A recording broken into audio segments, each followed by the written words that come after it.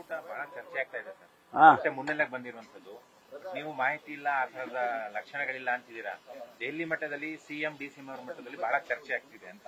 ಇಲ್ಲ, ನನಗೆ ಗೊತ್ತಿಲ್ಲ ಅಂತ ನಾನು ಹೇಳಿದೆ ಅಷ್ಟೇ. ನಮಗೆ ಈಗ ಅಧ್ಯಕ್ಷರು ದೆಹಲಿಗೆ ಹೋಗಿದ್ದಾರೆ. ಆಮೇಲೆ ಅವರು ಯಾಕೆ ಹೋಗಿದ್ದಾರೆ ಗೊತ್ತಿಲ್ಲ ನಮಗೆ. ಅವರು ಇಲಾಖೆ ವಿಚಾರದಲ್ಲಿ ಹೋಗಿದ್ದಾರಾ ಅಥವಾ ಪಕ್ಷದ ಕೆಲಸಗಳಿಗೆ ಹೋಗಿದ್ದಾರಾ ಅದು ಗೊತ್ತಿಲ್ಲ. ಮತ್ತು ಮುಖ್ಯಮಂತ್ರಿಗಳು ಇವತ್ತು ಹೋಗ್ತಾ ಇದ್ದಾರೆ ಅಂತ ಹೇಳಿ ಕೇಳಿದ್ದೇನೆ. ಯಾಕೆಂದ್ರೆ ನಾಳೆ ಕಾಂಗ್ರೆಸ್ ವರ್ಕಿಂಗ್ ಕಮಿಟಿ ಸಭೆ ಇದೆ. ವರ್ಕಿಂಗ್ ಕಮಿಟಿಗೆ ಸಾಮಾನ್ಯವಾಗಿ ಮುಖ್ಯಮಂತ್ರಿಗಳನ್ನ ಮತ್ತು ಪ್ರದೇಶ ಕಾಂಗ್ರೆಸ್ ಸಮಿತಿ ಅಧ್ಯಕ್ಷರುಗಳನ್ನ ಕರೀತಾರೆ. ನಾನು ಕೂಡ ಅನೇಕ ಸಂದರ್ಭದಲ್ಲಿ ಭಾಗವಹಿಸಿದ್ದೇನೆ. ಅದಕ್ಕೆ ಹೋಗ್ತಾ ಇದ್ದಾರೆ. ಅದಾದ್ಮೇಲೆ ಅವರೇನಾದರೂ ಚರ್ಚೆ ಮಾಡಿ ಹೈಕಮಾಂಡ್ನವ್ರ ಜೊತೆ ಚರ್ಚೆ ಮಾಡಿ ಸಂಪುಟದ ರಿಷಫಲ್ ಬಗ್ಗೆ ಪುನರ್ರಚನೆ ಬಗ್ಗೆ ಏನಾದರೂ ಮಾತಾಡ್ತಾರೆ ಗೊತ್ತಿಲ್ಲ. ಅದ್ರ ಜೊತೆಗೆ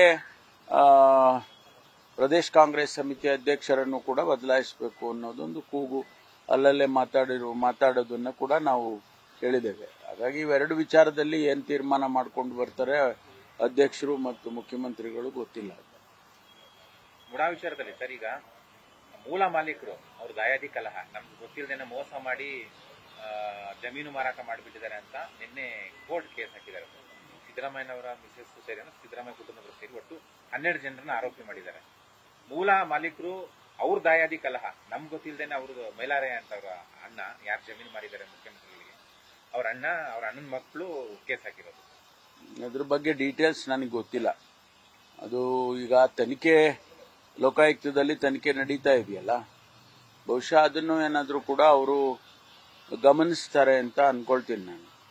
ಯಾಕೆಂದ್ರೆ ಇದೆಲ್ಲ ಕಾಂಪ್ರಹೆನ್ಸಿವ್ ಆಗಿ ಒಟ್ಟಾರೆ ತನಿಖೆ ಆಗಬೇಕು. ಬಿಟ್ಸ್ ಅಂಡ್ ಪೀಸಸ್ ಆದ್ರೆ ಅದ್ರಾಗ ಏನು ಉತ್ತರ ಸಿಕ್ಕೋದಿಲ್ಲ ನಮಗೆ.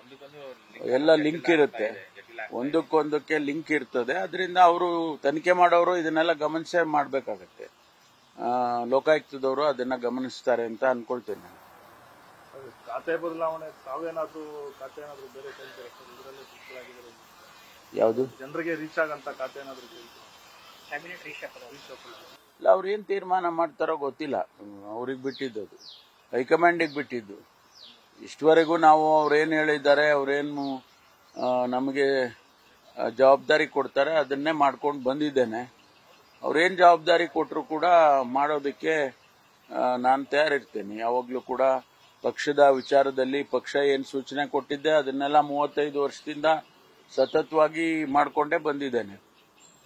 ನಾನು ಪ್ರಥಮವಾಗಿ 1987ರಲ್ಲಿ ಜಾಯಿಂಟ್ ಸೆಕ್ರೆಟರಿ ಆಗಿ ನನಗೆ ಅಪಾಯಿಂಟ್ ಮಾಡಿದ್ರು.